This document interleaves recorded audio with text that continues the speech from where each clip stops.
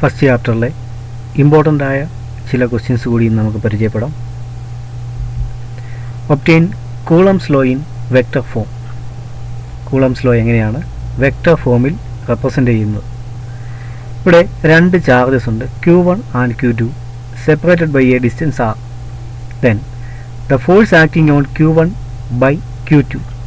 Q1ൽ Q2 മൂലം അനുഭവപ്പെടുന്ന force എത്രയെന്ന് നമുക്ക് കണ്ടുപിടിക്കണം.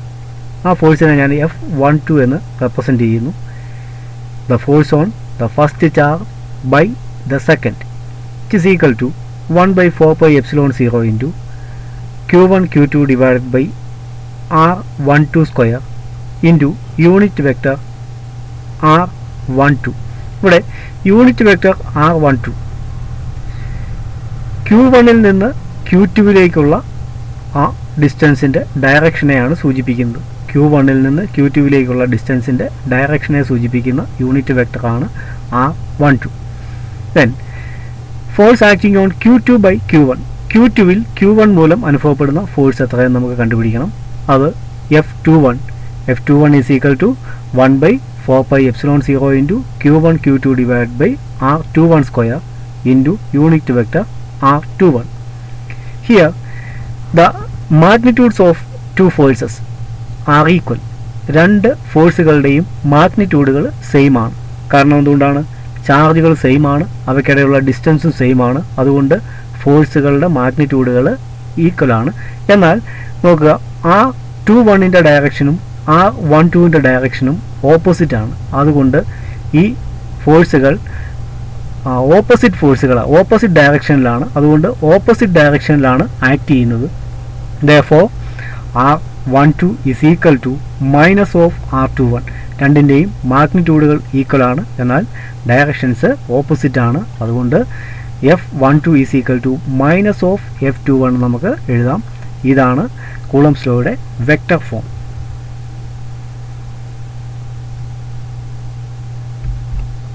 Next question, calculate the number of lines of force emerging from +1 coulomb of charge. 1 coulomb ചാർജിൽ നിന്ന് എമർജ് ചെയ്യുന്ന number of lines of force എത്രയെന്ന് കാൽക്കുലേറ്റ് ചെയ്യുകയാണ് നമ്മൾ ചെയ്യുന്നത്. ഗോസ് തിയറം അനുസരിച്ച് phi is equal to 1/ε0 into Q. Given Q is equal to +1 coulomb charge. ക്വസ്റ്റ്യൻ്റെ അത് തന്നിട്ടുണ്ട്. Q എന്ന് പറയുന്നത് +1 coulomb. Therefore phi is equal to 1/ε0 into 1 is equal to 1/ε0. Therefore the number of electric lines of force from +1 coulomb charge is 1/ε0. +1 coulomb ചാർജിൽ നിന്ന് emerge ചെയ്യുന്ന lines of ഫോഴ്സിൻ്റെ number 1/ε0യ്ക്ക് ഈക്വൽ ആയിരിക്കും. The value of 1/ε0 is 11.3 into 10⁻10.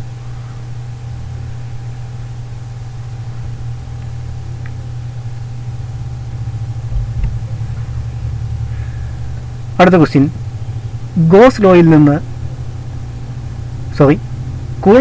നിന്ന് Gauss law derive ചെയ്യാനാണ് പറഞ്ഞിരിക്കുന്നത്. Coulomb's ലോയിൽ നിന്ന് ഗോസ് ലോ ഡിറൈവ് ചെയ്യുന്നു. According to Coulomb's law F is equal to 1/ε0 into Q1 Q2 divided by R square. ഇവിടെ Q1 എന്നതിന് പകരമായി നമ്മൾ Q1 is equal to Q എന്നും Q2 എന്ന ചാർജിന് പകരമായി Q2 is equal to 1 എന്ന അസംഷൻസ് എടുക്കുന്നു. That is Q1 is equal to Q and Q2 is equal to 1. Therefore the first equation becomes 1/4πε0 into Q. Q into 1 എന്ന് വരും.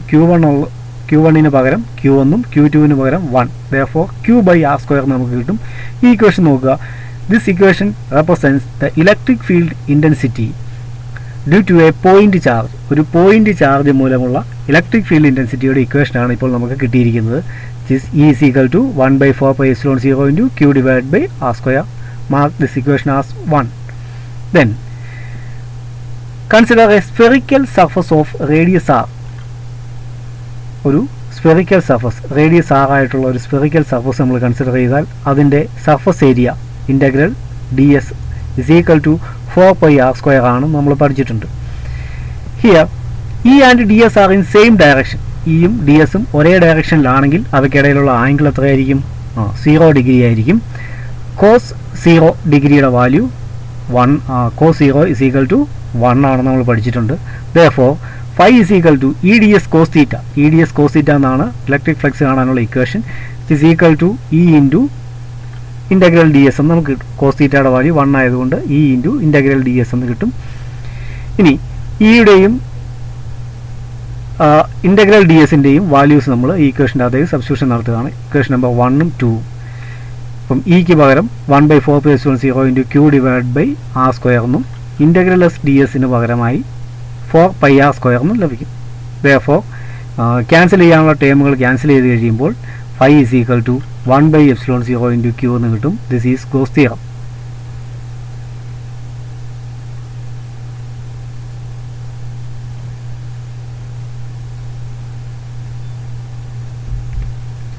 അടുത്ത question, find the ratio of forces between two charges in air and in a medium of dielectric constant K.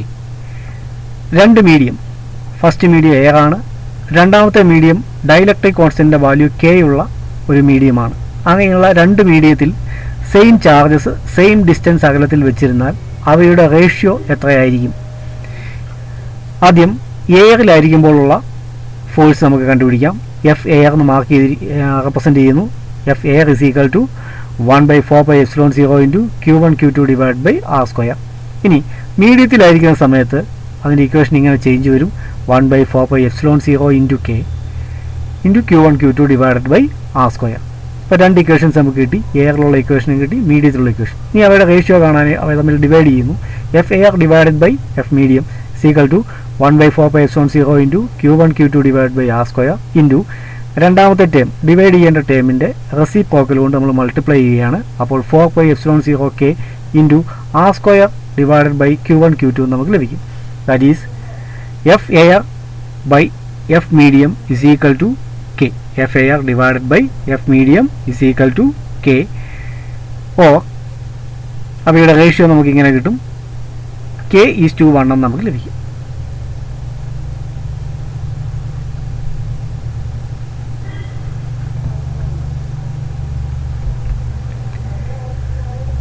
Next question. Two charges of equal magnitudes are separated by a distance r. Exert a force F on each other. If the charges are half and the distance between them is doubled, find the force between them. രണ്ട് ചാർജുകൾ, ഒരേ മാഗ്നിറ്റ്യൂഡുള്ള രണ്ട് ചാർജുകൾ r എന്ന distance അകലത്തിൽ വെച്ചിരിക്കുന്നു. അവയുടെ ചാർജുകളുടെ മാഗ്നിറ്റ്യൂഡ് പകുതിയായി കുറയ്ക്കുന്നു. അതുപോലെ അവ തമ്മിലുള്ള ഡിസ്റ്റൻസ് ഡബിളായിട്ട് മാറുന്നു. ഇനി ഫോഴ്സിൽ എന്ത് വ്യത്യാസമാണ് സംഭവിക്കുക എന്നാണ് നമ്മളിവിടെ കണ്ടുപിടിക്കാൻ പോകുന്നത്. Even that Q1 is equal to Q2. Q1 Q2 equal ആണ്. അതിന് നമ്മൾ Q എന്ന് എടുക്കുന്നു. Q1 is equal to Q2 is equal to Q.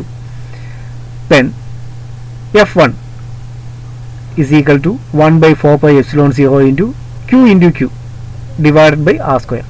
Charges രണ്ടും സെയിം ആയതുകൊണ്ട് Q into Q divide by R square. അപ്പോൾ നമുക്ക് എങ്ങനെ കിട്ടും? F1 is equal to 1/4πε0 into Q square by R square നമുക്ക് ലഭിക്കും. അടുത്തത്, ഈ രണ്ട് ചാർജുകളുടെയും മാഗ്നിറ്റ്യൂഡുകൾ നമ്മൾ ഹാഫാക്കി മാറ്റുന്നു. അതുപോലെ അവയ്ക്കിടയിലുള്ള ഡിസ്റ്റൻസ് ഡബിളാക്കി മാറ്റുന്നു. ദെൻ ആ കേസിലുള്ള ഫോഴ്സ് F2 എന്ന് ഞാൻ റെപ്രസെൻറ്റ് ചെയ്യുകയാണ്. F2 is equal to 1/4πε0 into Q/2 into Q/2. Charge പകുതിയായി മാറി. ഡിവൈഡഡ് ബൈ ഡിസ്റ്റൻസ് ഡബിളായി 2 ഇൻറ്റു ആർ ഹോൾ സ്ക്വയർ നമുക്ക് ലഭിക്കും. ഇനി ഇവിടെ നമ്മൾ സിംപ്ലിഫൈ ചെയ്ത് കഴിയുമ്പോൾ അടുത്ത സ്റ്റെപ്പിൽ 1/4πε0 into Q square divided by 2 into 2 എന്നുള്ളത് താഴെ വരുമ്പോൾ 4 ആവും. 4 ഇൻറ്റു 4 16 ഇതാണ്. F2 is equal to 1/4πε0 into Q square divided by R square into 16. ആദ്യം ലഭിച്ച ഇക്വേഷൻ നോക്കുക. 1/4πε0 ഇൻറ്റു Q ഇൻറ്റു Q അല്ലെങ്കിൽ Q square by R square. ഇതായിരുന്നു നമ്മുടെ first equation. F1 is equal to 1/4πε0 into Q square by R square. ഇവിടെ നോക്കുക, ഇത്രയും term F1നെ സൂചിപ്പിക്കുന്നു. 1/4πε0 into Q square by R square divided by 16. Therefore F2 is equal to F1/16. ആദ്യമുണ്ടായിരുന്ന ഫോഴ്സിൻ്റെ divided by 16 അത്രയും മടങ്ങ് force കുറയും.